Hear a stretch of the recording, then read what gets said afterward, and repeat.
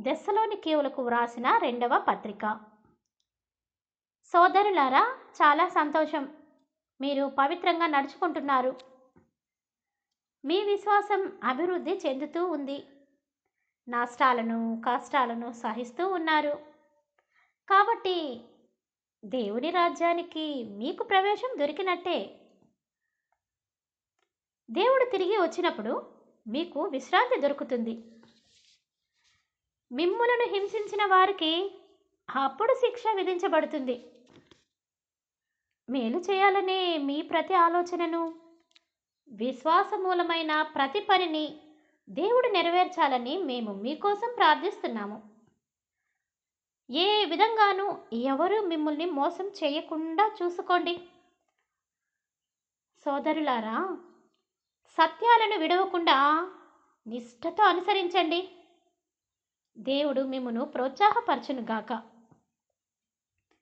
మంచి పనులు చేయడానికి, మంచి మాటలు పలకడానికి మిమ్మును స్థిరపరచునుగాక. సోదరులారా, ప్రభువు సందేశం మీలో వ్యాపించిన విధంగా మిగతా వాళ్ళల్లో కూడా వ్యాపించి కీర్తి చెందాలని ప్రార్థించండి. ప్రభువు నమ్మదగినవాడు. ఆయన మిమ్మల్ని స్థిరపరిచి దుష్టుని నుండి కాపాడుతాడు. ప్రేమ, సహనము కలిగిన హృదయాలను దేవుడు మీకు అనుగ్రహించునుగాక.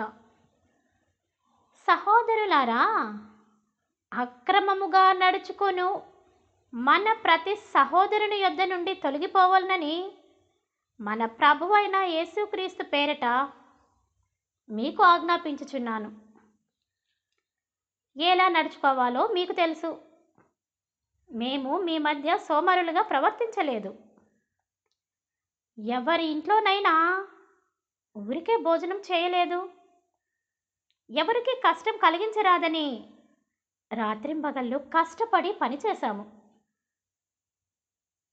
మనిషి పని చేయకపోతే భోజనం చేయకూడదని చెప్పాము.